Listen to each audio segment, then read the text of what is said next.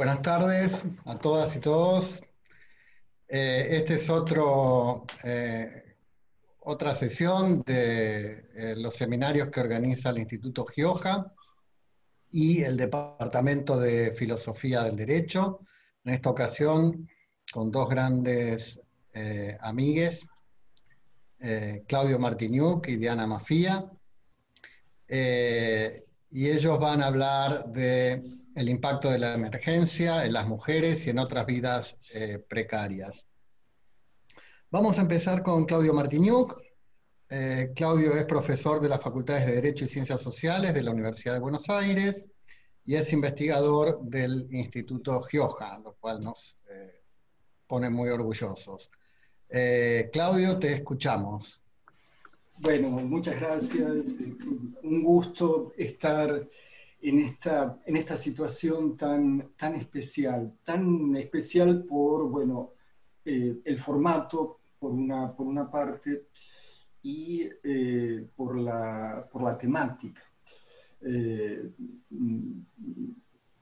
Hay una primera precariedad que registro y que tiene que ver con este virus que en gran medida nos ha impactado de un modo que afecta nuestra capacidad de pensamiento, ¿no? Nuestro pensamiento, por una parte, se ha vuelto monotemático,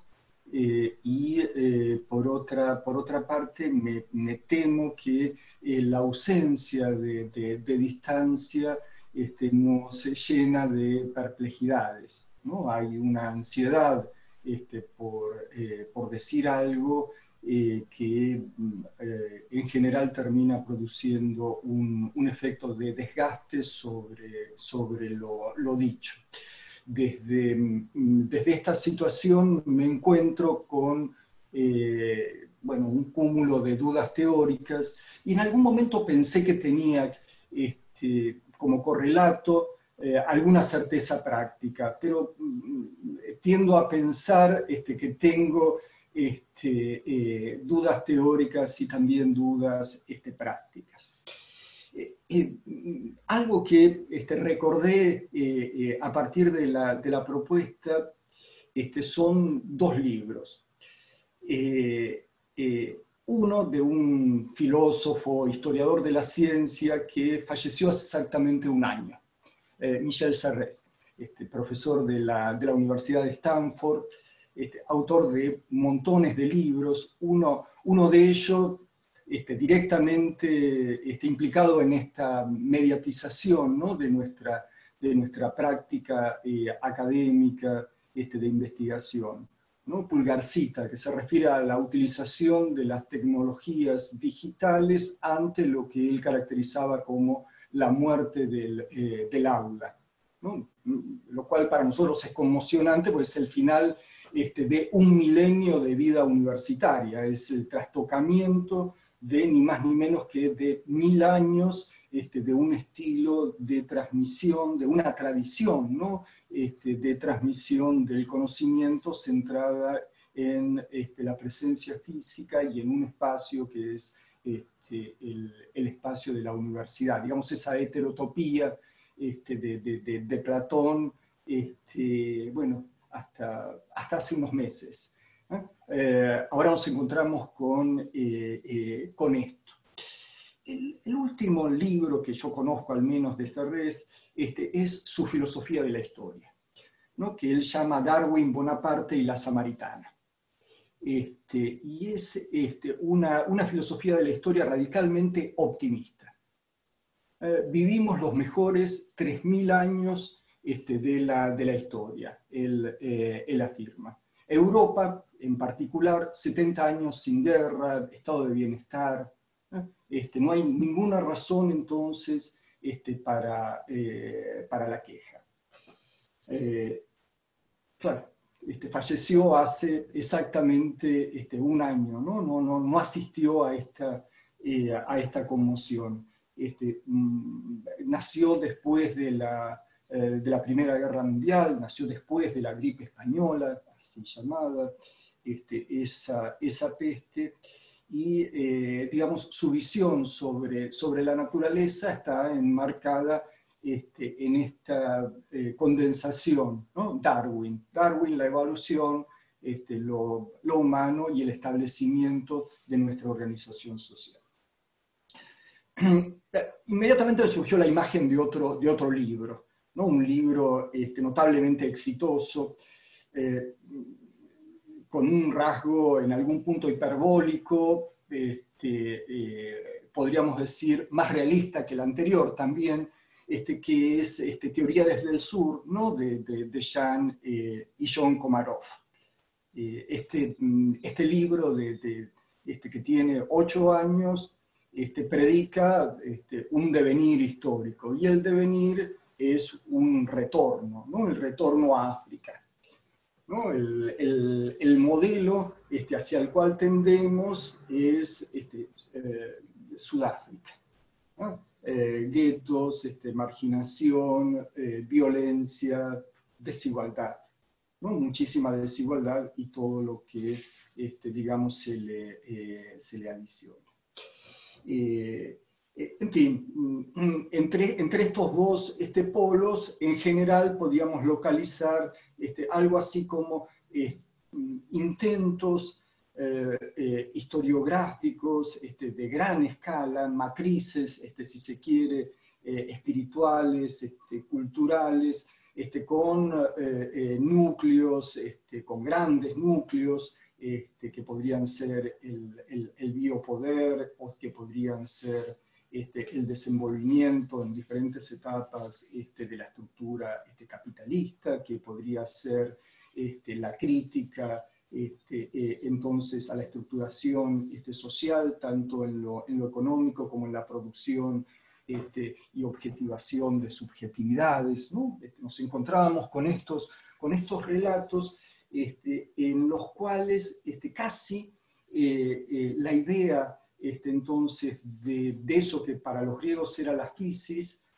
quedaba reducida a las intervenciones técnicas, científico-técnicas, por una parte, digamos, con esa gran sombra de la pregunta por la técnica heideggeriana, ¿no? Ese gran modelo que deriva en esta imagen del antropoceno, ¿no?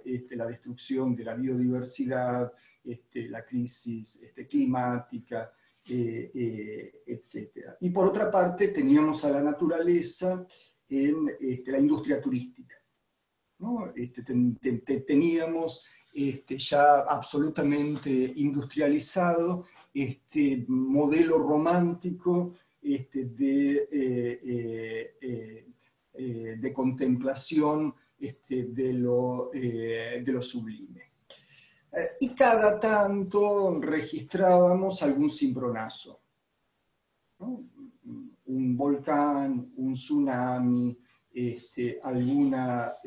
algún virus, un virus que afectaba a una minoría que realizaba determinadas prácticas sexuales, a un virus que afectaba a un oriente lejano, ¿no? Y lo que íbamos, creo que de manera bastante generalizada realizando, era algo así como un gran proceso de represión, ¿no? De represión sobre una dimensión bueno, que nos involucra porque pertenecemos a ella, que es la historia natural, ¿no? La represión de la violencia contenida en la historia natural, en gran medida nos toma ahora por sorpresa. Ha tomado a la humanidad por sorpresa, ¿no? Ha habido un asalto, y no es precisamente el asalto que nosotros hemos registrado al cielo para conquistar, bla, bla, bla, bla, ¿no? Sino que una entidad microscópica, un microorganismo, nos ha asaltado. Y lo primero que aparece es que, claro, han existido pestes. Y lo segundo que aparece es que la historia de la vida está atravesada por una tensión de varios millones de años entre estos microorganismos y los seres vivientes. Y acá aparece una pesadilla, ¿no? Que es la pesadilla de la peste. La pesadilla de la peste obviamente se introduce en la sociedad y deviene en materia social. Deviene en esto a partir de lo cual comenzamos a desplegar nuestras existencias a partir de una puntuación que obviamente es la precarización, ¿no? De todas nuestras existencias. Sabemos, voy a volver después un poco sobre eso, sabemos de la finitud, sabemos de la fragilidad de nuestro cuerpo, pero esto lo ha hecho presente de una manera, si se quiere, inaudita, inédita para varias generaciones, ¿no? Las generaciones que estamos viviendo este presente. Tenemos una violencia destructiva, ¿no? Tal vez lo más parecido a esa violencia que imaginó con este rasgo negativo Walter Benjamin para una crítica de la violencia, y tal vez la figura de Benjamin pueda aparecer por esta situación de suspensión de la historia en la que repentinamente nos encontramos, ¿no? Algo irrumpió y la sucesión a la que estábamos habituados, no eso que de una manera probablemente insuperable, ¿no? Hume caracterizaba como nuestra creencia en la regularidad de los fenómenos. ¿No? Nosotros también creíamos en la regularidad de los fenómenos sociales. Aparece acá entonces quebrada, ¿no? Aparece rota. Hay una ruptura violenta, y esta ruptura violenta parece remitirnos a la figura jovesiana del estado de naturaleza, ¿no? Hay algo en la naturaleza que en un punto, en esa remisión, justificaría la emergencia de un leviatán entonces protector, ¿no? El leviatán, claro, nos va a proteger de manera paternalista mediante el procedimiento generalizado, ¿no? Habitual de este soberano, que es la limitación de las libertades de las personas, ¿no? Obviamente, la primera consecuencia, ¿no? De la emergencia de este leviatán es la precarización de lo que podríamos caracterizar como cultura de los derechos humanos, ¿no? Está radicalmente precarizada en el establecimiento de esta, como diría Rancière, partición, ¿no? Una policía de la sensibilidad que va partiendo el espacio, ¿no? Y el espacio queda partido de un modo que nos recuerda a lo que mencionábamos antes con los Komarov. ¿No? La partición del partido, perdón, la partición del espacio social nos presenta partidos escindidos, por una parte a sectores que disponen de la capacidad de distanciarse y de establecer las medidas purificadoras, ¿no? Del caso, y por otro lado nos presenta a sectores que no tienen esta posibilidad a mano, ¿no?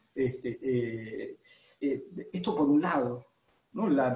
la presunta universalidad de las medidas de distanciamiento es obviamente una ficción que encubre, ¿no?, esta diferencia material.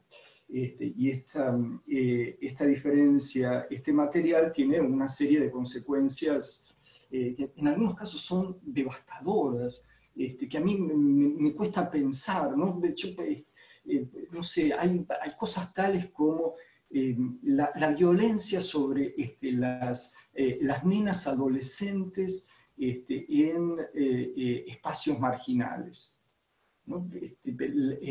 La ausencia de esa, digamos, respiración artificial, pero respiración al fin, que era la escuela para muchos de esos chicos, que ahora están en esa asfixia, en la que hay un relato, que es el relato del distanciamiento, pero están absolutamente privados en la práctica de la posibilidad de construirlo, ¿no? Obviamente en la polis, en la materialización, entonces, del virus y de las medidas paternalistas que toma el Leviatán, nos encontramos con una serie de consecuencias dispares que van desde ese entonces entorno de nenas, de nenes absolutamente asfixiantes para su protección, curiosa, paradójicamente, y por otro lado nos encontramos con corredores, ¿no? Hay distancia, pero también hay pasajes, ¿no? Hay pasajes. Creo que otra institución total, ¿no? Obviamente los guetos, los barrios marginales son instituciones totales, ¿no? Otra institución total, sin duda, son los geriátricos. Pero los geriátricos son unas instituciones totales con un vaso comunicante que va trasladando, por ejemplo, el personal doméstico, ¿no? El personal que asea a los ancianos de determinados sectores sociales, son como, bueno, qué sé yo, los mexicanos que limpian las calles de esa Nueva York devastada por la peste, ¿no? Bueno, de lugares equivalentes vienen y viajan en el transporte público, y van y vienen y llevan y traen, entonces, virus. Pero claro, son absolutamente esenciales esas personas que limpian y cuidan a ancianos, y que muchas veces entonces van y vienen, y ahí aparece algo que explota. Y explota, bueno, de la peor manera. El Leviatán jovesiano, para protegernos, traza una serie de argumentos que finalmente muestran el más claro, ¿no? El más claro, y en un sentido podríamos decir la verdad del Leviatán.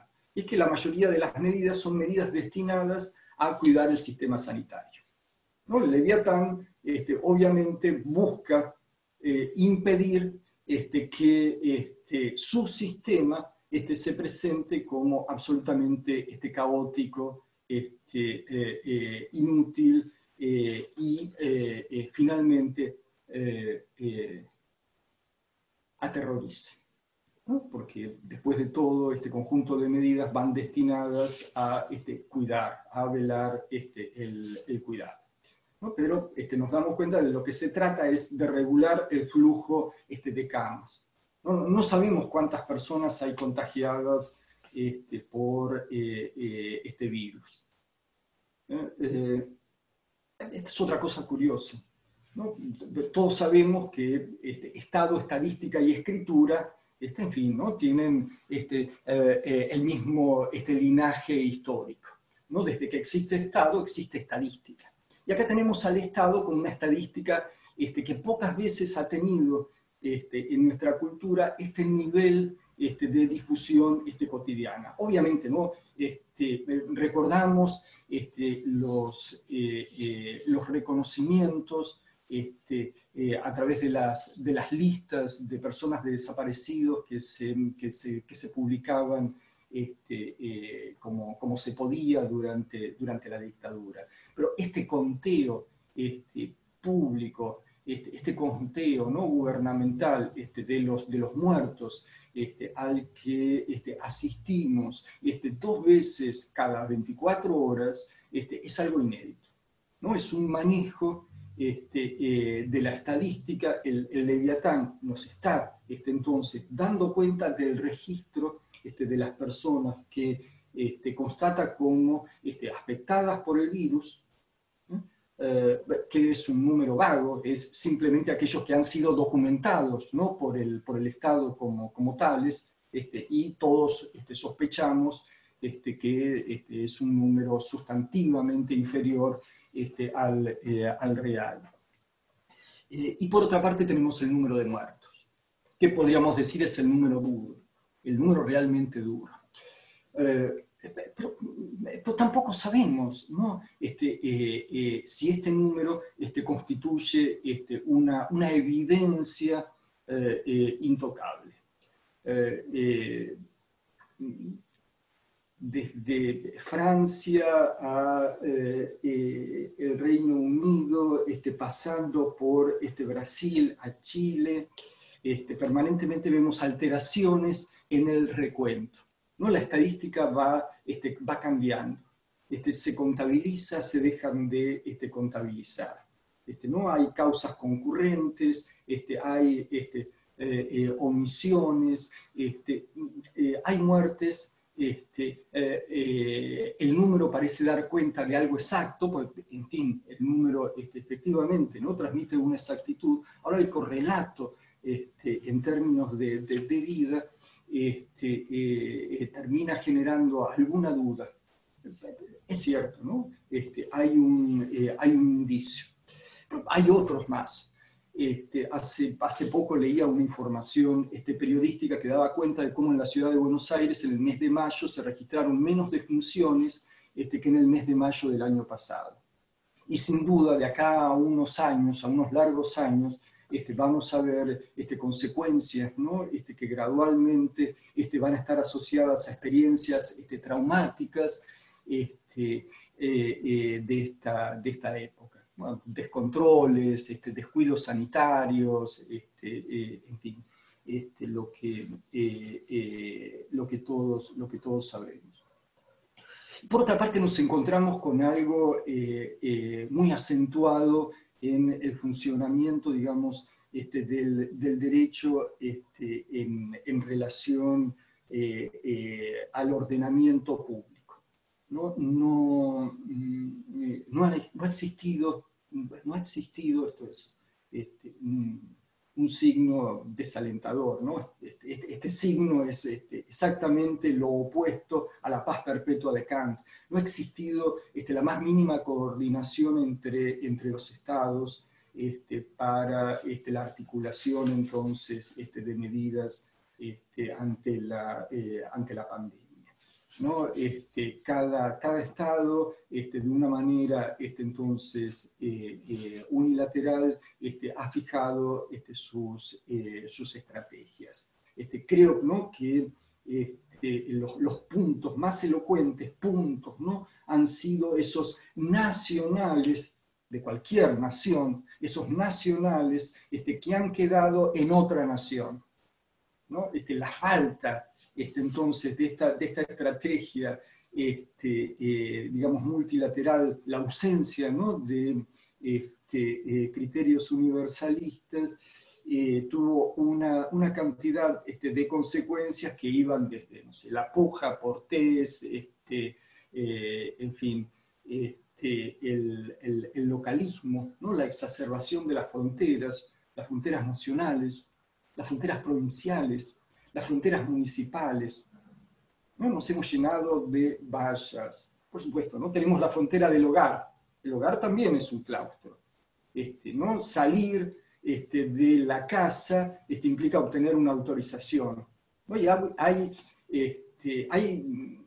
situaciones que son de pesadilla. En Chile, por ejemplo, en fin, no quiero entrar en comparaciones porque en general se compara con pocos elementos, pero en Chile para ir a pasear a un perro hay que sacar una autorización que tiene una validez, el código QR, de media hora, ¿no? Y solo puede disponerse de esa autorización durante una banda de tiempo determinada. Pero desde el momento que se obtiene hay media hora para su validez. Mira la validez temporal, ¿no? Acá hay otra, en fin, yo creo que por un lado el tema del recorte territorial nos ha hecho ingresar en algo así como en un capítulo medieval en el siglo XXI, ¿no? Hay una feudalización, y esta feudalización es acompañada de un poder radical por parte del señor feudal de turno, ¿no? Hay un señor feudal que es el que básicamente dirige, decide, ¿no? Me temo, salvo en algunos países donde al frente de esta tormenta hay mujeres con una sensibilidad y una capacidad de liderazgo que ha logrado diferenciarse. En muchos otros casos me parece que este señorío lo que ha hecho es reafirmar como ese lugar ¿no? Del dueño de la tierra, ¿no? Del dueño de la tierra que no permite el paso a ningún otro, porque cualquier otro es un contaminante, ¿no? Es muy fuerte esta puja. Por otro lado, en este capítulo, digamos, social, en este capítulo del Leviatán, creo que hemos logrado resolver el problema de las lagunas jurídicas. ¿No? Ya parece claro que todo lo que no está permitido por un protocolo aprobado después de un análisis administrativo exhaustivo y verificado por un certificado que tenga como correlato un código QR y una app y un DNI, ¿sí? Por una validez temporal exhaustiva, terminante, todo entonces lo que no está aprobado por un protocolo y con todos esos correlatos está claramente prohibido. Y los protocolos, ¿no? Los romanistas chochos, la escritura de la vida civil de los romanos nunca ha alcanzado este nivel de sofisticación, ¿no? Nunca se ha regulado entonces cómo tocar un zapato, cómo ingresar a una verdulería, ¿no? Los detalles que este Leviatán contemporáneo ha entonces alcanzado para, digamos, escribir lo que tiene que ver con nuestra sensibilidad, ¿no? Lo que tiene que ver con nuestro cuerpo, con nuestro tacto, con nuestra respiración, con nuestra mirada, nunca alcanzó semejante nivel de detalle.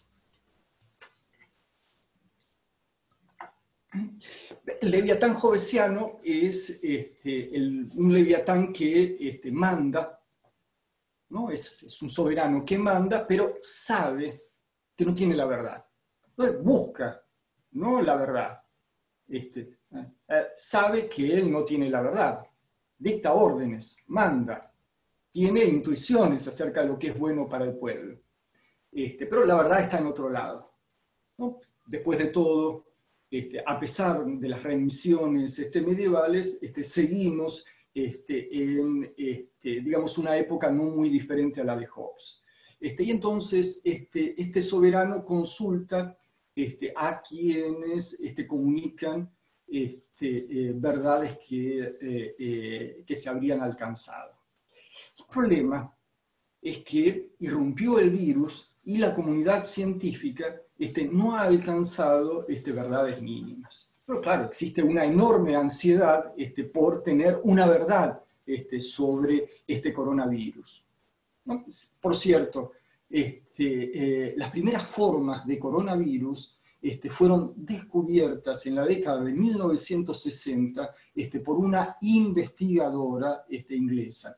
Lamentablemente no recuerdo el nombre, no lo tengo acá apuntado, ¿no? Pero no es que los coronavirus han sido una irrupción reciente en la historia natural. Vuelvo a repetir, ¿no? Comparten una historia que es la historia de los virus, que es una historia muy lejana, y esta modalidad de los virus tiene también entonces, digamos, una prehistoria. La historia científica de los coronavirus arranca en la década del 60. La historia científica de el COVID-19 es muy reciente. Es muy reciente, pero ya nos interrogamos, ¿cómo todavía no tenemos una vacuna? Ni siquiera sabemos si se va a alcanzar una vacuna.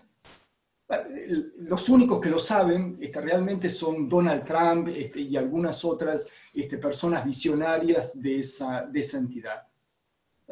Obviamente se está testeando, se está experimentando. Y por supuesto, tampoco sabemos, de alcanzarse una vacuna, qué entidad jurídica va a tener esa entonces innovación científica. No sabemos si va a ser un bien público o va a ser un bien privado. No sabemos si va a haber una patente, un derecho de propiedad que se va a exigir contra todos, o va a haber una serie de intervenciones destinadas a impulsar el acceso universal.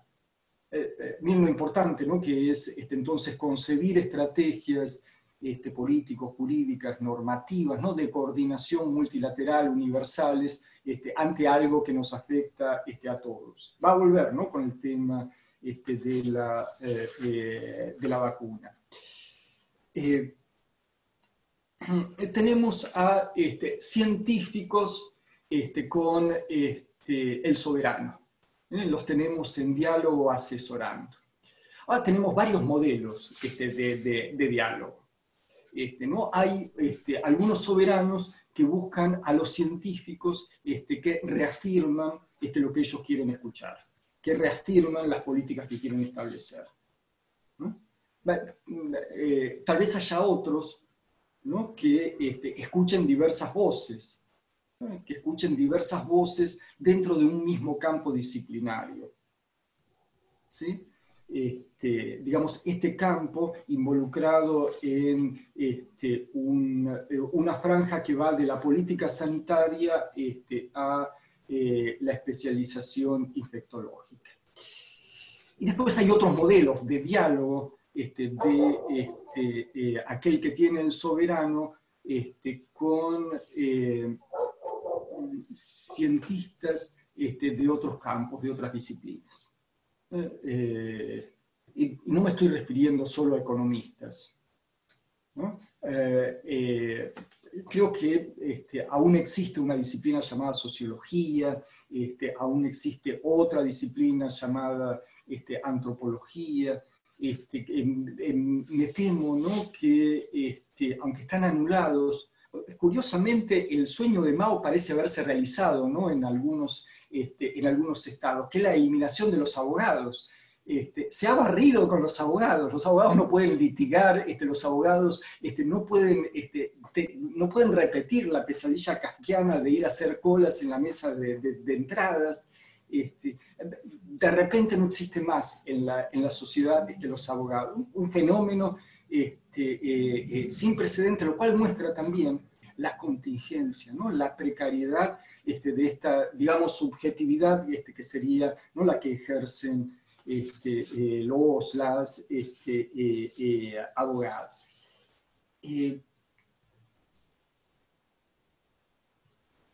no tenemos entonces al Leviatán, por lo menos en todos los casos, conformando, digamos, una comunidad de especialistas con disidencias, ¿no?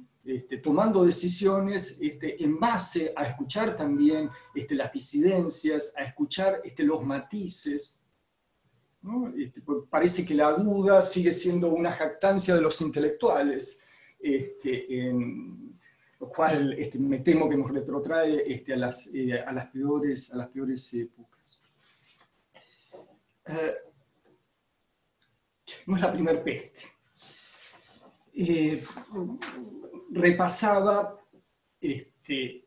para seguir, ¿no?, con el mundo jovesiano, la crónica de Daniel Defoe sobre la peste negra de la segunda mitad del siglo XVII. En Inglaterra, 75.000 muertos. Defoe escribe el libro varias décadas después, a comienzos del siglo XVIII, escribe su crónica. O sea, escribe la crónica de un año con una distancia que le permitió reconstruir cómo estaban las personas en la expectación, en la vida de la Londres apestada, ¿no? Cómo estaban, cómo se sentían. Defoe, acá tengo la cita: la consternación era indecible. Estaban absolutamente impactados. ¿Cómo fueron después los londinenses? Igual que antes de la peste, dice Defoe. Absolutamente igual a antes de la peste. Inmediatamente olvidaron. ¿Qué queremos hacer todos nosotros? ¿No? En general, dar vuelta a esta página y olvidarnos de que todo esto existió. ¿Sí? A mí me parece problemático, ¿no?, olvidar. Es cierto, traumático, arduo, hay angustia. Olvidar y hacer después entonces como si nada, ¿no? Complicadísimo. Claro, ¿no?, nos da tranquilidad, vamos a seguir haciendo como si nada, entonces vamos a dejar que prolifere la miseria como si nada. Vamos a hacer como si nada, vamos a entonces dejar ser a la violencia como si nada.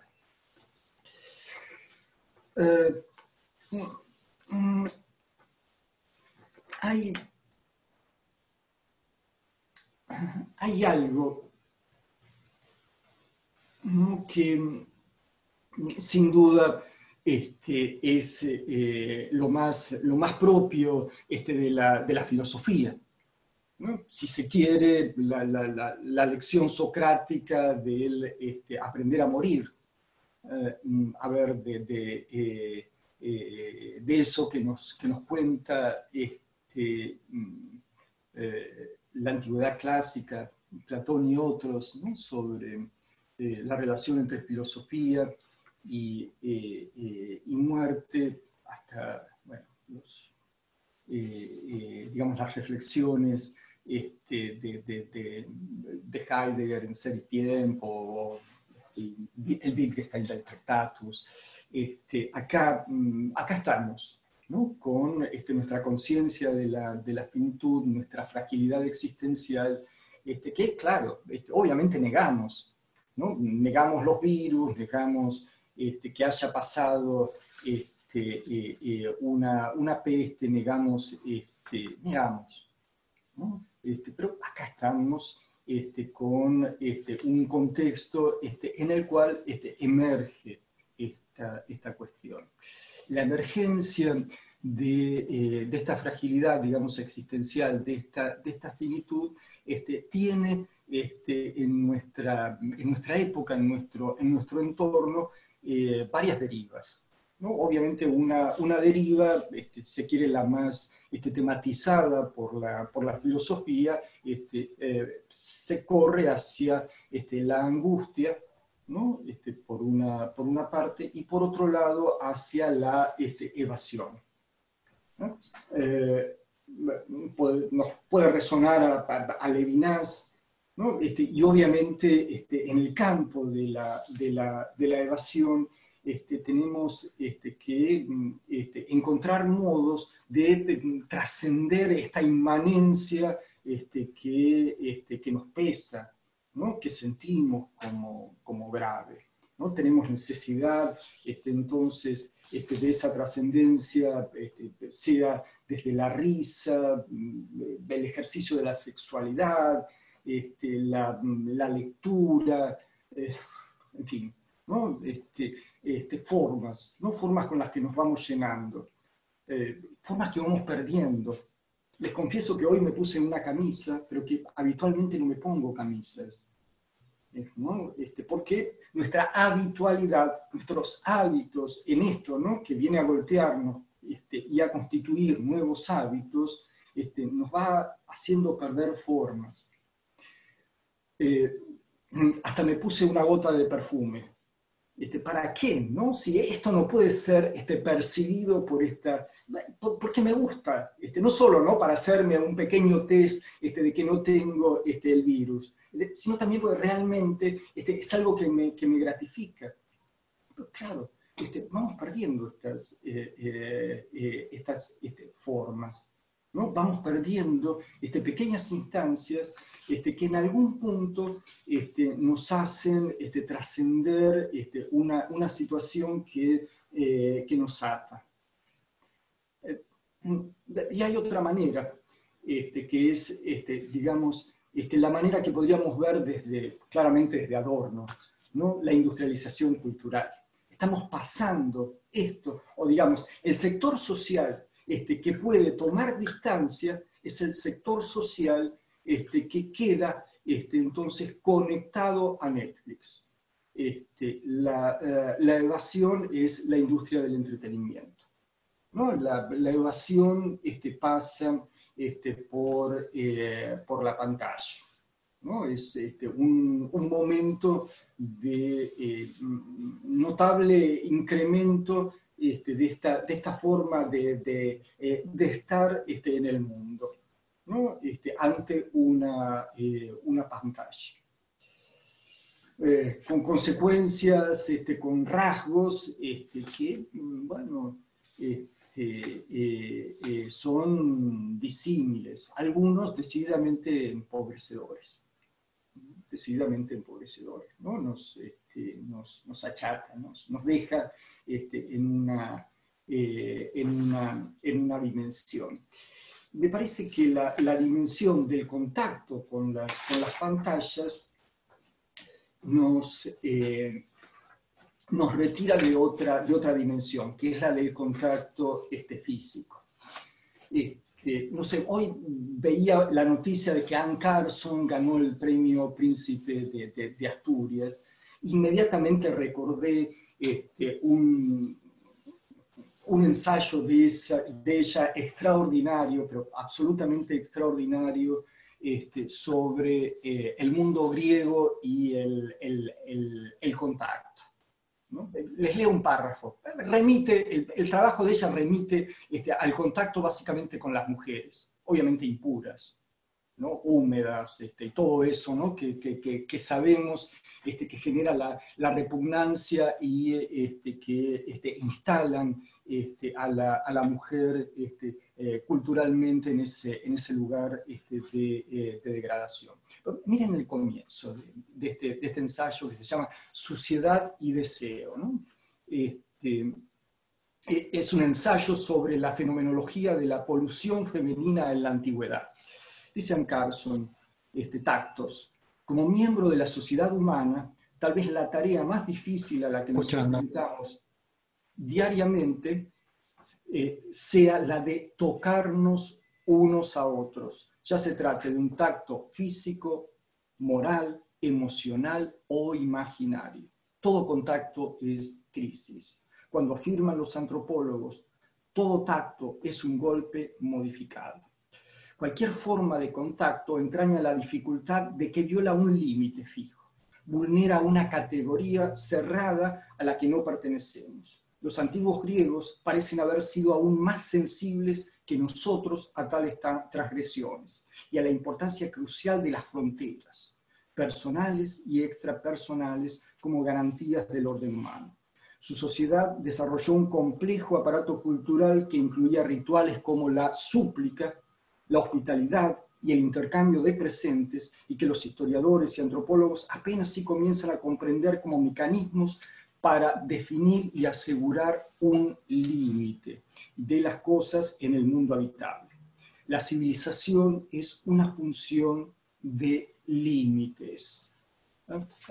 Trazamos límites. ¿Cómo los estamos trazando a los límites? Efectivamente, ¿no? Estamos aprendiendo de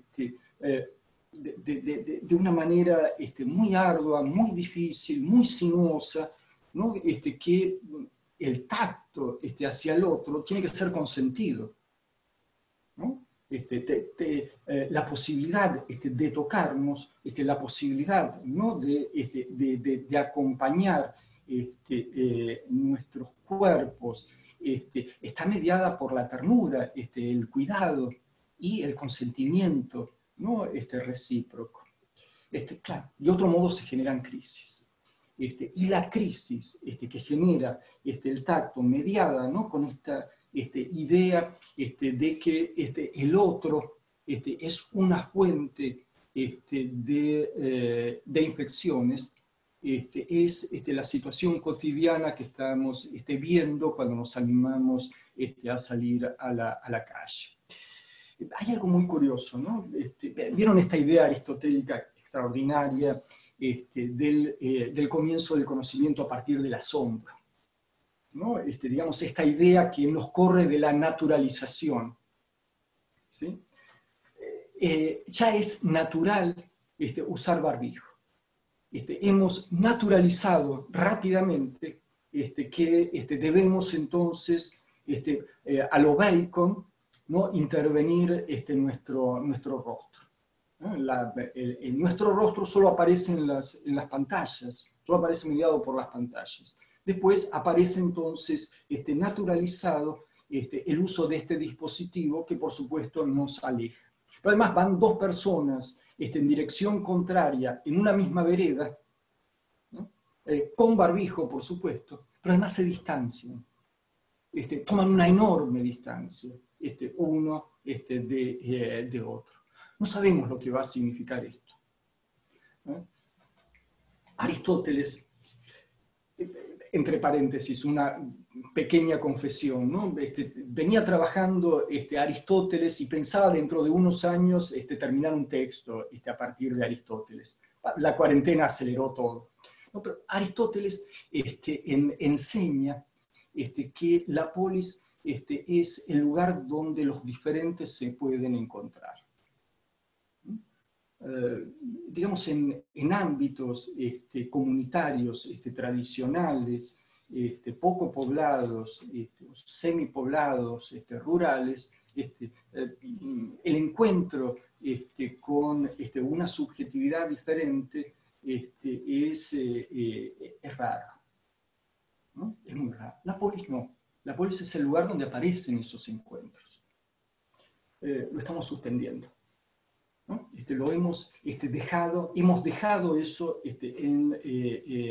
en suspenso con una enorme naturalidad, ¿no? Con una enorme naturalidad, como lo recuerda Agamben, y a mí me ha tocado pasar por una situación decididamente de pérdida de una persona muy, muy cercana. Hemos visto, ¿no? cómo se restringe la posibilidad de hacer un duelo ante una pérdida, ¿no? Es muchísimo el dolor que está en juego. Es muchísimo, ¿no? el dolor que se causa con decisiones que aparecen concentradas, no, digamos, por dispositivos por dispositivos dialógicos extensos, sino extremadamente reducidos y en general de un orden ejecutivo y administrativo, ¿no? Detalles de protocolos, edictos, ¿no? De una manera muy extraña hemos vuelto a la cultura de los edictos, ¿no? De una manera, pero muy extraña, de una manera muy extraña, entonces comenzamos a hacer distinciones escolásticas entre trabajos que son necesarios o esenciales, ¿no? Lo esencial y lo accesorio, ¿no? Acá estamos nosotros absolutamente accesorios, cuasi objetos, ¿no? Artefactos decorativos.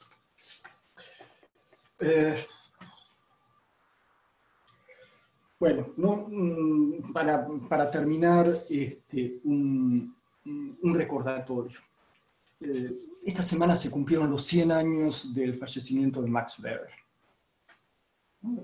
Con ese aire nietzscheano, Weber terminaba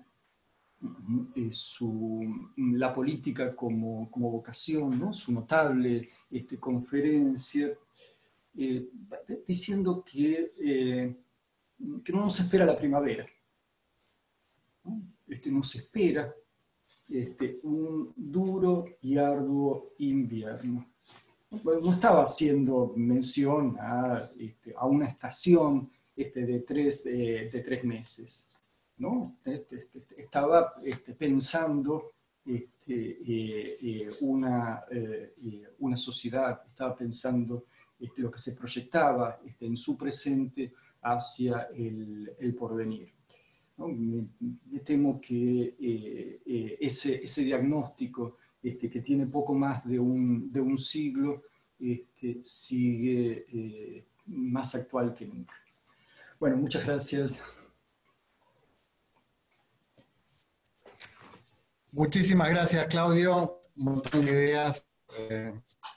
Me quedo con la reversión del principio de legalidad. Todo lo que no está permitido por algún protocolo está prohibido. Creo que realmente has descrito lo que creo que está en el corazón del problema constitucional con el confinamiento por tiempo indeterminado. Pero bueno, ya volveremos seguiremos conversando. Ahora le toca a mi gran amiga, nuestra gran amiga Diana Mafía. Diana es doctora en filosofía por la Universidad de Buenos Aires y además es la directora del programa de actualización en género y derecho en nuestra facultad y una gran amiga. Diana nos mandó una foto que yo les voy a compartir. Y me gustaría, Diana, que nos cuentes qué es esto que estamos viendo. A ver. No sé si se ve. A ver, adelante, Diana. Gracias. Les voy a contar con mucha emoción. Esta foto la encontré entre los papeles de mi papá, que murió en septiembre del año pasado. Él fue adjunto de Gioja y yo conocí las primeras clases de filosofía, fueron asistiendo a las clases de filosofía del derecho de Gioja, donde conocí mucha gente que en ese momento eran ayudantes jovencísimos, como Alicia Ruiz o como Carlos Cárcova, personas que después fueron muy significativas en mi vida por muchas otras cuestiones. En esta foto, como ven, es en una cena, una cena con una mesa muy, ven que hay pétalos de flores y una vajilla extraordinaria.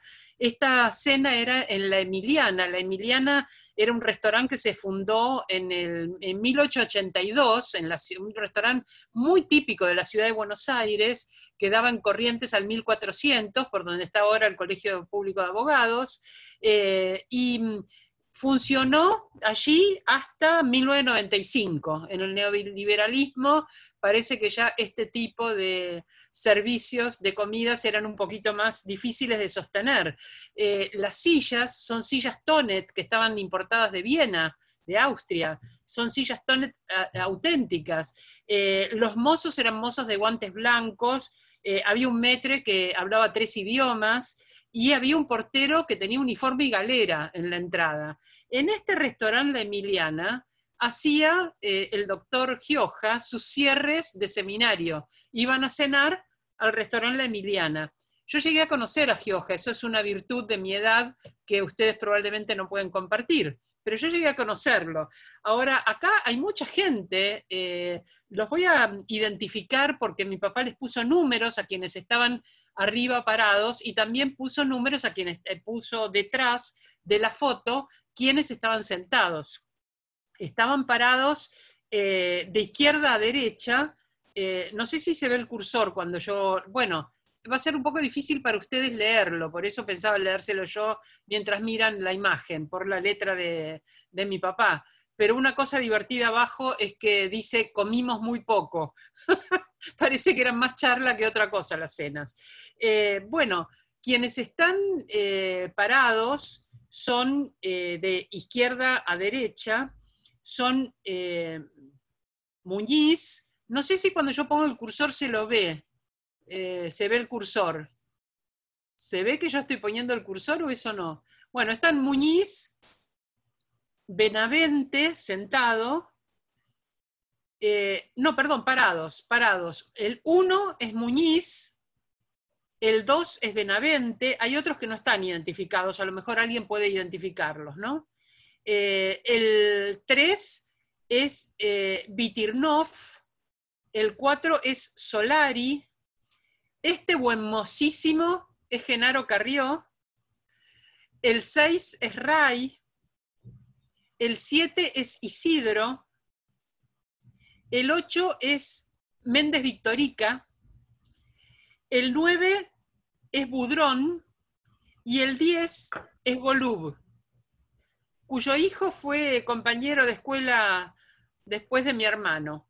Y sentados están Grisolía, de izquierda a derecha siempre, Rojo, de perfil mi papá, que no sé por qué siempre se ponía de perfil cuando le sacaban una foto, era como un gesto así de gato, ¿no? Nunca debía temer que le sacaran el espíritu, ese es Mafía, que es mi papá. Nilve es el que está al lado, y luego acá, debajo de Solari, está Ambrosio Gioja, a quien conocí en su palacete de Palermo Chico, una casa hermosa tenía. Luego Landaburo, Entelman y Rivas. Esos son los que están sentados.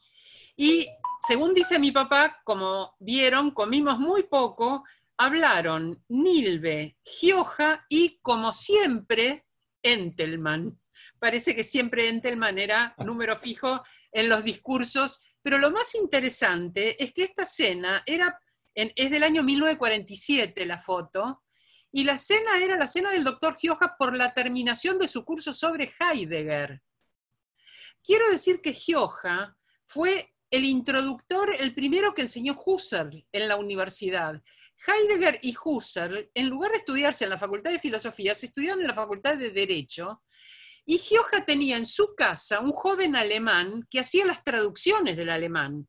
Hacía las traducciones para las cátedras de la Facultad de Derecho. Espero que conserven dentro de la biblioteca y dentro de los papeles del Instituto Gioja aquellas traducciones manuscritas de Husserl y de Heidegger que hacía hacer Gioja para la Facultad de Derecho. Bueno, tuve el privilegio a mis 16, 17 años de asistir a esas clases, era el año 1970, 1971, y de conocerlo y conocer allí, por supuesto, a quienes después fueron grandes maestros para mí, ¿no? Como había un jovencísimo Carlos Nino que era estudiante, por ejemplo, y bueno, Carrió, Alchurrón, Buligin, Rabosi, que después, bueno, fueron a partir de Sadaf grandes maestros. Me gustó Hermoso compartir recuerdo. me gustó compartir esta foto con ustedes. Hermoso recuerdo. Muchas gracias, Diana. Bueno, no sé a qué hora está previsto que terminemos, porque ya son más de las 6. Y yo calcularía una media hora más. Media hora, perfecto. Entonces, para poder hacer el cierre a tiempo. Una cosa que quiero, voy a ocuparme especialmente de la situación de la pandemia y de esta nueva realidad, de esta realidad sobre la precariedad. Quiero tomar sobre todo la condición de las mujeres. Quiero hacer una mirada de género sobre la precariedad que pone en evidencia la pandemia, porque una cosa en la que estaremos de acuerdo con Claudio es que la pandemia no produce la precariedad, sino que sencillamente la pone de una manera tan visible que es imposible no verla. ¿Quiénes son los sujetos precarios en la pandemia? Son los sujetos precarios que la sociedad decidió poner en los márgenes, mientras en el centro transcurría una política y una economía responsable de esos márgenes. La contracara de esos márgenes de precariedad son precisamente las centralidades de un modo económico y un modo de hacer política. Las mujeres, el movimiento de mujeres, que es un movimiento que lleva muchas décadas en la Argentina, que nace en el siglo XIX, el feminismo en la Argentina con el socialismo y el anarquismo de las migrantes, sobre todo españolas e italianas, pero que desde mitad del siglo XX, antes de la mitad del siglo XX, en realidad en los años 40 se hace fuertemente sufragista, que con el derecho al voto obtenido por el peronismo sufre un quiebre porque tanto las feministas políticas del socialismo como las feministas liberales se oponen a que el derecho al voto lo obtenga el peronismo, porque lo que suponen es que lo van a obtener para un proyecto que no es un proyecto feminista, sino un proyecto ideológico al cual se oponen. Hay que ver que en la década del 40 todavía estaba el espíritu de posguerra con el temor de cualquier tipo de populismo que pudiera interpretarse entonces como fascista o pudiera interpretarse como aliado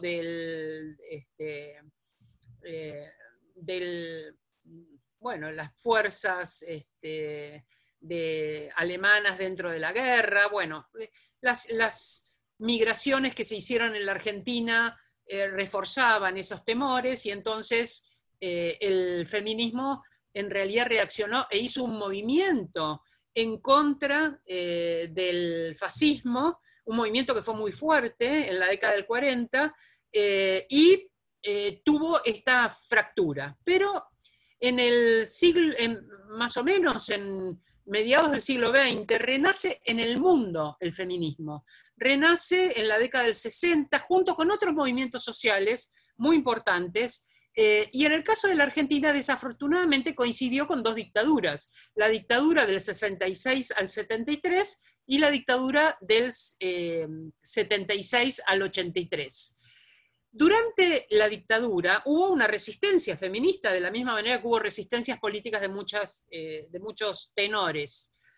Y cuando retornó la democracia, el feminismo tuvo un ímpetu enorme en relación, sobre todo en la década del 80, con la recuperación democrática, con la producción de cierto tipo de leyes, pero también con algo que fue un hecho específicamente feminista, que fueron los encuentros nacionales de mujeres. Los encuentros nacionales de mujeres, que llevan más de 3 décadas ya, se hacen cada año. El primero se hizo en 1986 en el Centro Cultural San Martín. El año que viene vamos a celebrar los 35 años de aquel primer encuentro. Se hizo en la ciudad de Buenos Aires, éramos 1000 mujeres. El último se hizo en la ciudad de La Plata y había más de 200.000. Pero además ese encuentro, que era nacional de mujeres, pasó a ser plurinacional de mujeres lesbianas, travestis, trans, intersex y no binarias, con lenguaje inclusivo.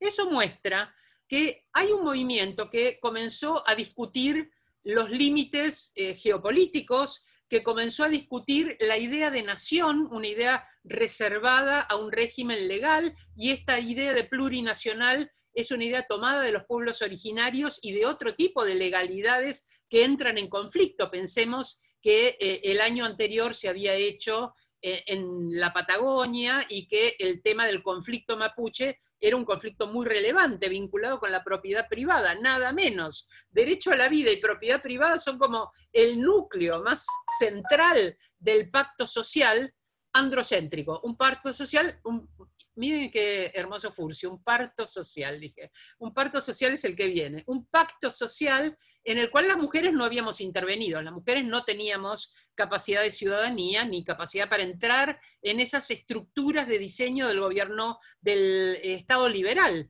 Y esto hace que para nosotras el Estado liberal sea una enorme ficción y que el sujeto de ciudadanía sea una enorme e hipócrita ficción. Una ficción donde si el ciudadano no tiene cuerpo, ese cuerpo es de varón, si el ciudadano no tiene color, ese color es blanco, si el ciudadano no tiene clase, esa clase es pudiente, si el ciudadano no tiene registro de discapacidad es porque es capaz, si el ciudadano no se enuncia que es analfabeto es porque es ilustrado, e ilustrados en las academias que preservan estos puntos de vista androcéntricos. El derecho es una enorme construcción androcéntrica que se enseña en las facultades androcéntricas de derecho, se preserva, se cultiva y se replica. Entonces, abrir un área de género en la Facultad de Derecho es un gran espacio de debate, de discusión y un gran espacio crítico. Hay desde el año pasado, justo cuando llegó la pandemia, se constituyó un grupo de profesoras de la Facultad de Derecho criticando los concursos, criticando las titularidades de cátedra, criticando la desigualdad dentro de las oportunidades dentro de la facultad, desigualdad que implica que ciertos puntos de vista críticos, por ejemplo, el derecho feminista crítico, no ingresen en las bibliografías, no ingresen en las academias, etc. Entonces nos encuentra la pandemia en una enorme virulencia del movimiento feminista, con, por supuesto, la media sanción del aborto del 2018 y lo que fue la llamada marea verde. 1 millón de mujeres en la calle cuando se debatió en diputados, 2 millones de mujeres en la calle, solo en la ciudad de Buenos Aires, en la Plaza del Congreso, cuando se discutió en senadores. No obstante, perdimos, porque una cosa es lo que están adentro y otra cosa es quienes estamos afuera. Pero el criterio de representación, entonces, se resquebrajó. En el 2018 se votó la paridad. La paridad implicaba que íbamos a lograr más espacios dentro de la política. Los partidos políticos, que son muy misóginos, encabezaron sus listas con varones, con lo cual la paridad no se concretó, a pesar de que se aplicó en las listas. Encabezarlas sistemáticamente con varones hizo que nuevamente hubiera más varones que mujeres dentro de los espacios de debate plurales que son las legislaturas, que es el Congreso. También se remarcó dentro del activismo feminista la interseccionalidad, con esto de multinacional y mujeres lesbianas, travestis, trans, intersex y no binarias. La idea era, pensémonos como movimiento de mujeres, como un movimiento donde muchas otras subalternidades, diríamos en los términos de esta mesa, muchas otras precariedades están encarnadas. En cualquier precariedad a la que llevemos, las mujeres estamos peor. Si hablamos de la precariedad de clase, hablamos de la precariedad de etnia, hablamos de la precariedad de color, hablamos de la precariedad de edad, en la precariedad laboral, la precariedad cultural, en cualquier precariedad que pensemos, las mujeres en esa precariedad estamos peor. Somos precariedad como género y además somos precarias en cada una de las precariedades en las que tenemos que hacer alianzas con otros sujetos precarios, pero que hegemonizan su representación. También hubo una enorme y masiva expresión en la calle de toma del espacio público, que no había existido antes en ese número, con las marchas Ni Una Menos. Antes que hubiera una vigilia por el derecho al aborto, hubo estas marchas desde el 2015 que interpelaron al Estado por no estar cumpliendo sus deberes más mínimos, que eran el registro de las muertes en los casos de femicidios, que logramos modificar en el 2016 desde el Observatorio de Género, precisamente para que el registro fuera de femicidios y travesticidios y transfemicidios. Es decir, que las feminidades, no importa en qué corporalidades se expresan una vulnerabilidad, el asesinato expresa una relación de poder, pero una relación de poder que está en el marco de esa precariedad. Es decir, la idea de reclamarle al Estado, no le voy a reclamar por un problema interpersonal. No le puedo decir al Estado que me garantice el amor, el matrimonio o la relación de pareja, pero sí le puedo pedir que me garantice relaciones de igualdad que hagan que el amor, el matrimonio o la familia o la relación de pareja no signifiquen para mí una amenaza de muerte. Y lo que está pasando ahora con el aislamiento preventivo es que lo que se supone que salva, que es no ir al espacio público, a nosotras nos condena a estar en un espacio privado donde han crecido de manera exponencial los casos de violencia y los casos de femicidio. Entonces, este era el pasado y ahí nos atrapa la pandemia, y la pandemia nos pone en el centro lo que estaba en la periferia, no solo por las vulnerabilidades, sino por los remedios a esas vulnerabilidades.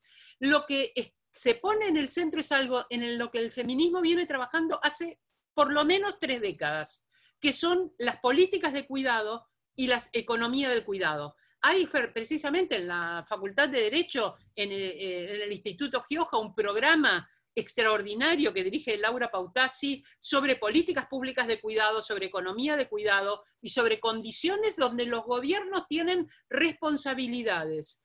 Con el cuidado, lo que ha pasado es que se ve el aspecto privado del cuidado, es decir, cómo las mujeres nos hemos tenido que quedar en nuestras casas y eso alteró nuestra vida porque nos hacemos cargo de la tarea doméstica, de la reproducción de la fuerza de trabajo, es decir, de la comida, de la provisión de cuidados vinculados con la salud, etcétera, de la reproducción biológica, por supuesto, pero fundamentalmente de la reproducción social, es decir, esos roles que se ve que hacemos en nuestra casa, esos roles en los que instruimos por fuera del currículum, ¿no? Lo que se llama currículum invisible, instruimos sobre los roles sociales que varones y mujeres van a desempeñar cuando termine la pandemia, cuando sean grandes y cuando puedan salir de nuevo al exterior. Estos roles que reproducimos son roles opresivos. Si algo ha logrado el patriarcado, que es verdaderamente cruel, es que las propias víctimas reproduzcamos los roles opresivos que nos oprimen. Entonces, y esto pasa no solamente con las mujeres y los roles de género. Pensemos cuáles son los roles de los sindicatos actualmente en interlocución con el gobierno y pensemos cómo reproducen las propias relaciones de opresión de clase que los oprimen porque no hay ninguna visión de clase y por lo tanto, negociando políticas con el Estado o con las empresas, reproducen la propia relación de opresión. Esto es trágico porque deberían representarse estas vulnerabilidades de modo que en el diálogo con el Estado obtengamos cambios, obtengamos modificaciones. Probablemente esta pandemia deje alguna memoria y no meramente olvido, como presume Claudio, que siempre es mucho menos optimista que yo, probablemente deje memoria, alguna memoria, y podamos volver entonces a pensarnos de otro modo. El cuidado, entonces, está en el centro y en la visibilidad, porque al quedarse los varones dentro de la casa no han podido omitir, ver todo lo que significa la reproducción de la fuerza de trabajo y la tarea doméstica. Es más, algunos han sido conminados a compartirla, algo que el feminismo viene pidiendo hace mucho tiempo, pero que siempre en la comodidad de evitar discusiones, sí podía, se evitaba. Es más difícil para los varones evitar compartir las tareas domésticas y de cuidado cuando se está conviviendo las 24 horas. Entonces, es visible, no hay manera de omitirla. El cuidado ha quedado en temporalidad y en tareas a cargo fundamentalmente de las mujeres por un prejuicio absolutamente arbitrario que es posible cambiar, porque fue una decisión política por omisión en un contrato social que no nos contempló y puede ser una política por inclusión explícita en un nuevo contrato social que ahora sí nos incluya. Pero no solo hay un aspecto privado de los cuidados, hay un aspecto público de los cuidados. Lo que ha quedado en el centro es que nos morimos si no tenemos atención de la salud, y la salud es una política de cuidado. ¿Era la política que estaba en el centro del financiamiento? De ninguna manera. está precaria, está destruida, está mal paga, tiene pocos médicos, pocas vocaciones, se desempeña muchas veces con personas que no han ni siquiera terminado su formación o que tienen una formación precaria. La salud ya no puede ser atendida dentro de la institución y las personas son enviadas a su casa a que se haga una atención informal de la salud, o esa atención la haga la propia familia. Sí, porque ha sido descuidada, porque no ha estado en el centro, sino que ha estado en la periferia. En el centro han estado las actividades financieras, el rescate de los bancos, cierta centralidad de algunas empresas, algunas multinacionales, el valor del dólar, el riesgo país. Nada de esto ayuda a que nos protejamos del virus. Ayuda a la preservación de otro tipo de poderes. Entonces, poner la salud en el centro y poner un segundo aspecto del cuidado, que es la educación, en el centro. La salud, además, es un sector fuertemente feminizado. Más del 60% de los efectores de salud, no solo en el país, a nivel mundial, son mujeres, precisamente porque es una tarea de servicio, de vinculación con el prójimo y de mitigar el dolor, algo en lo cual nos socializan a las mujeres, pero no socializan al homo economicus. Al homo economicus lo socializan para ser egoísta, individualista y autointeresado, porque tiene que competir con otros y lograr privilegiarse en relación con el resto. Entonces, si vemos cuál es el pequeño conjunto de sujetos que acumulan el 80% de la riqueza, vamos a ver que hay ciertas semejanzas entre ellos. Entre paréntesis, ninguno es una mujer. Entonces, la educación es otro aspecto que está en el medio, también fuertemente feminizado. El 90% de las personas aproximadamente que son efectoras de educación son mujeres, y esas mujeres que proveen salud y proveen educación son las mismas que tienen la acumulación de los trabajos domésticos. Y en la educación han tenido que hacer esto que estamos haciendo con sus propios recursos, si es que los tienen. No se los ha brindado el Estado, no se los han brindado las instituciones, con su propio recurso, con su celular, con su computadora, proveer educación, en el mismo ámbito donde a la vez están proveyendo cuidados. Y además, contando con que la contraparte no es solamente un niño o una niña, sino el padre o la madre, que deben acompañar esta educación, porque no se puede completar si no es con ese acompañamiento, este soporte dentro de los hogares. Ese soporte suelen hacerlo las mujeres. Entonces, la feminización del cuidado no solo abarca lo doméstico, sino que abarca lo público en las áreas de salud y educación. Y la tercera área a la que me quiero referir, porque la mencionó Claudio en uno de sus aspectos, pero podríamos dar la vuelta y hacer un giro copernicano feminista sobre ella, es el área de seguridad. El área de seguridad también es una de las áreas presuntamente de cuidado en lo público, pero esta área de cuidado en lo público es en la que más se piensa en invertir en armas, invertir en equipamiento, porque se está pensando en una idea represiva de la seguridad. La seguridad como idea represiva es la que pone el límite, es la que vigila que nadie salga de su casa más de media hora a pasear el perro, por ejemplo, es la que vigila quiénes son los sujetos que están habilitados y cuáles no. El Estado determina las habilidades para ocupar el espacio público con un criterio que es un criterio represivo y un criterio de preservación de ciertos intereses que no son los intereses exclusivamente del cuidado. En esta cuestión de la escolástica, como decía Claudio, la escolástica de lo esencial y lo accesorio, ¿qué resulta esencial y qué accesorio? Es una lucha ideológica, no es meramente un análisis semiótico. Entonces, ¿cuál sería la alternativa a esta idea de seguridad? Por supuesto, yo creo que tiene que haber una revisión feminista de la salud, donde la salud no sea una carga doméstica de las personas, sino que el servicio de salud sea un servicio integral y abierto a todas las personas. La mercantilización que ha tenido la salud conspira contra esta atención universal.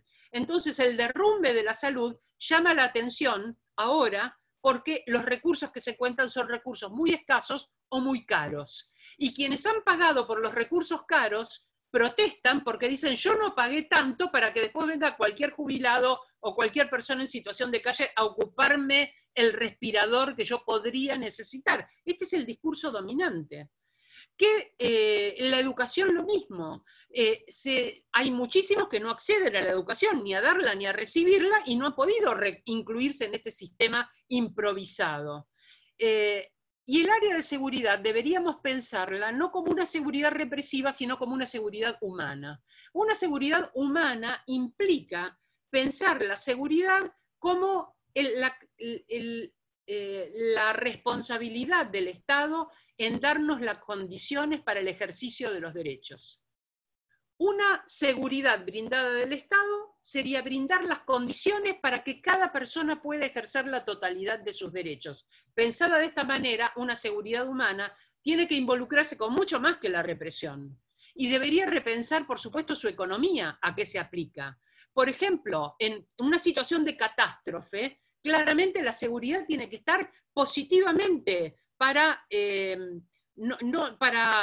poder concurrir a aquellos lugares donde sea necesaria. Se han intentado algunas reversiones de la seguridad, diciendo, vamos a militarizar un barrio vulnerable, pero a la vez esa militarización implica que les vamos a dar desde las cocinas de campaña un plato de comida. Y mire qué contenta se pone la gente cuando el milico, vestido de milico, le da el plato de comida. ¿Podemos revertir esto? ¿Podemos pensar que el soldado que fue a la guerra es el que le da un chocolate a una nena y no el que le está cambiando ese chocolate por un abuso sexual, por ejemplo? Bueno, ¿cómo interpretemos esta imagen? ¿Cómo hagamos una reconversión, un reperfilamiento de las fuerzas de seguridad? Es parte de esta manera de poner en el centro lo social, en el centro el cuidado, y no en los márgenes. Pero entonces estoy hablando no solo de una redistribución equitativa del espacio del cuidado en el espacio de lo privado, que implica tres cosas: desfeminizar el cuidado no es una responsabilidad exclusivamente de las mujeres; desprivatizar el cuidado de ninguna manera es algo que, aunque nos pasa a las personas en lo privado, debe ser resuelto en lo privado, es una responsabilidad pública. Y desmercantilizar el cuidado. Desmercantilizarlo quiere decir que la única solución no puede ser la que provea el mercado. No puede ser que solo quienes tienen capacidad económica accedan a tener un cuidado en lo público. El cuidado en lo público tiene que ser igualador, no tiene que ser mercantilizado, pero sí debe haber un mercado que retribuya adecuadamente a quienes hacen tareas de cuidado. No puede ser que médicos y enfermeras y docentes sean de las personas peor pagas de la sociedad, ni hablar las fuerzas de seguridad.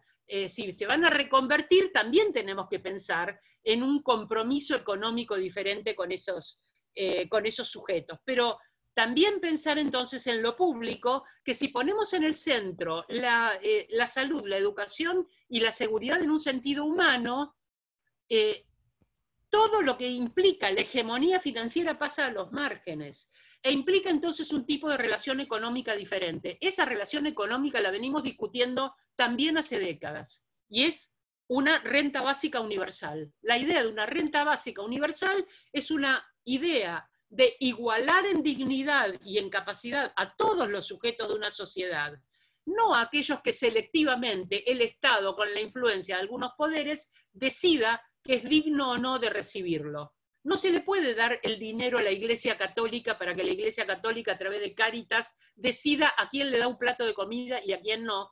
O a los reunidos en el trabajo, en la economía popular, para que decidan ellos, los líderes varones, que hay algo que es la economía popular, que es el trabajo sexual. Es decir, que lo que reciben como sexo a cambio de dinero, ellos son tan buenos que van a aplicar dinero también a ayudar a esas chicas pobres que no les alcanza el dinero para vivir y que hacen este trabajo precario, popular.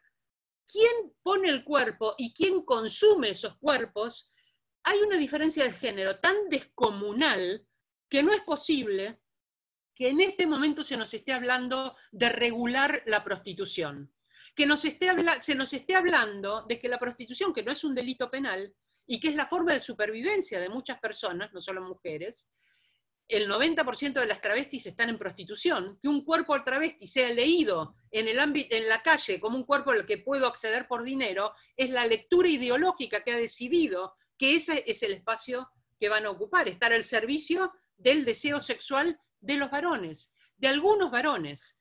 Entonces, esa diferencia es tan obvia y ululante, quién concentra el dinero y quién pone los cuerpos, y el discurso de regulación, el discurso que pretende hacer de la prostitución un trabajo, además busca legitimar terceros involucrados, es decir, legitimar el proxenetismo, porque eso sí es un delito. El ejercicio de la prostitución no, pero el proxenetismo sí.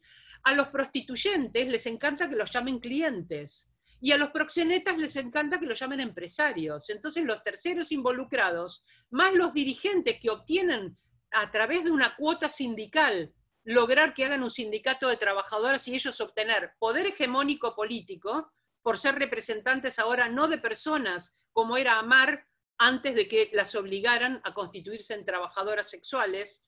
AMAR era una organización de mujeres en prostitución afiliadas a la CTA, que era una central de trabajadores, de personas y no de sindicatos, pero para pasar a ser de segundo grado y lograr una hegemonía política necesitaba sindicatos. Obligaron a sindicalizarse a las mujeres y travestis en prostitución, y a las que no, las echaron a la calle. De ninguna manera el objetivo era el cuidado. Y cuando una asociación de economía popular dice, te tenés que inscribir como trabajadora sexual, está cometiendo una extorsión, obligando que un segmento extraordinariamente vulnerable entre en ese código de legitimación de terceros y del proxenetismo si es que quiere recibir una ayuda social. Es decir, obtengan más poder hegemónico a partir de ellas. Esto es irritante, es enojoso y es inmoral. Yo creo que parte del nuevo contrato social tiene que estar fundado en unas condiciones éticas diferentes, que van a dar como resultado también una economía diferente. Entonces, nuevo contrato social, renta básica y una ética del cuidado y la responsabilidad en la que todas las personas seamos entrenadas, no solo las mujeres porque vamos a cuidar, sino todas las personas porque vamos a ser una sociedad de cuidado responsable colectivamente todos nosotros. Este sería mi proyección entonces para la post-pandemia y espero tenerlos de socios a ustedes dos. Por supuesto. Muchas gracias, Diana. Estamos con muy poco tiempo. No sé, Claudio, si querés hacer algún comentario muy breve de cierre y después... Bueno, coincido con Diana en absolutamente todo, y me encantaría contagiarme de su pasión, ¿no? De esta pasión lúcida, que tiene una auténtica capacidad de intervenir en estas situaciones de injusticia que vamos trasladando de generación en generación, con unos efectos de una crueldad terrible. Y es cierto, ¿no? Hemos acumulado, ante la visualización del sistema de salud, hemos acumulado décadas de desprecio, pero décadas de desprecios donde en lugar de trabajar sobre un sistema universal, se lo fue feudalizando, ¿no? Se lo fue dividiendo en términos clasistas, y dejando el sistema sanitario público para lo más marginal, ¿no? Y esta situación en ese punto, ¿no? Nos presenta algo así como una devolución histórica de políticas siniestras. Y lo mismo, bueno, podemos pensar en tantos otros terrenos. La naturalización. Hace décadas existía algo así como un asombro de sorpresa y rechazo por la existencia de homeless en algunas sociedades, en algunas grandes ciudades de los países centrales. ¿Sí? Los tenemos naturalizados ahora. Los tenemos naturalizados. Y los refugios a veces son peores que las esquinas de las calles, ¿no? En esta época tan delicada. lo que decía Diana sobre las políticas públicas en materia educativa son absolutamente correlativas a las políticas públicas en materia de salud. Hemos rifado, hemos loteado un sistema perfectible de educación pública, ¿no? Lo hemos privatizado y lo hemos feudalizado también. La verdad que las tareas para emprender son gigantes, y creo que solo con una combinación, una articulación de lucidez y pasión, ¿no? pueden reconfigurarse. Pero, claro, hay que atravesar un largo invierno, me parece.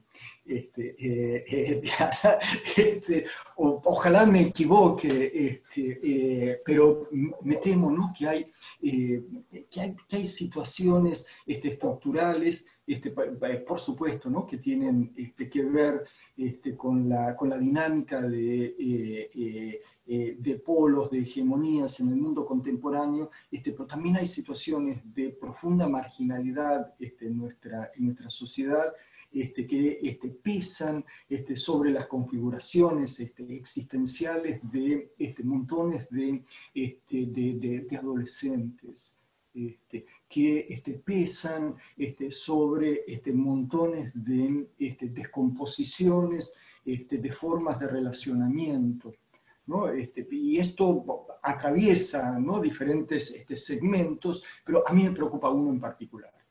A mí me preocupa la configuración de guetos. Entiendo las estrategias de cuidado. Las estrategias de cuidado creo que hay que intentar desarrollarlas de un modo tal que implique la diversidad. Creo que hay que pensar, en cosas que seguramente se van a venir, ¿no? ¿Qué políticas adoptamos ante los asentamientos? ¿Urbanizamos? A mí me parece que la cuestión es muy delicada. Tenemos que ver cómo distribuir.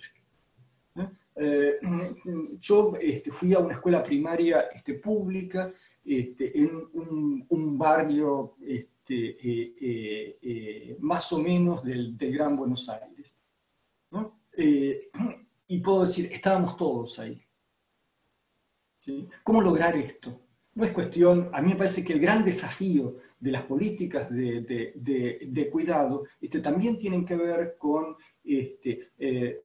mecanismos de contacto que puedan hacernos encontrar con voces, con visiones, con imaginarios centrados en la diversidad. Si lo que hacemos es reafirmar me mismo con otra hotelería, me parece que no vamos a fracasar otra vez. Me temo que vamos a repetir experiencias fallidas de nuestra historia, por supuesto con mejores arquitectos, ¿sí? Pero creo que acá hay en juego algo muy, muy delicado, ¿no? Algo muy delicado. Habrá que ver también cómo hacer intervenir no sé, variedades de recursos. Así como cuando pensamos en la política científica en la Argentina, solo pensamos en el sector público. ¿Cómo puede ser esto, no? Y ahora aparece algún laboratorio que financia, que se asocia al CONICET, pero es absolutamente minoritario esto. No, a nadie parece interesarle más que a lo público, y lo público muchas veces lo ve en términos de gasto, ¿no? Sin adquirir, salvo en estos momentos tan especiales, ¿no? la dimensión relevante que tiene. Pero ¿cómo podemos conjugar entonces a una pluralidad de actores sociales, ¿no? ¿Cómo podemos potenciar lo cooperativo? ¿Cómo podemos cuidar, cómo podemos conformar, lejos de la caridad, ¿no? una idea como la renta básica, pero al mismo tiempo, cómo potenciar la producción de riquezas, ¿no? Cómo potenciar la producción de riqueza en materia educativa, cómo potenciar la producción de riqueza en materia cultural, y por supuesto también en materia económica, ¿no? De otro modo, corremos algunos riesgos que nos van a llevar a chocar las excelentes intenciones que podemos tener. No sé, yo estoy orgulloso de pertenecer a una universidad pública, pero nos engañamos si decimos que nuestra universidad pública está abierta a cualquier persona, porque no es así. La secundaria se va no solo empobreciendo, sino que al mismo tiempo va decantando en términos de clase, en términos muy rudamente, muy burdamente de clases.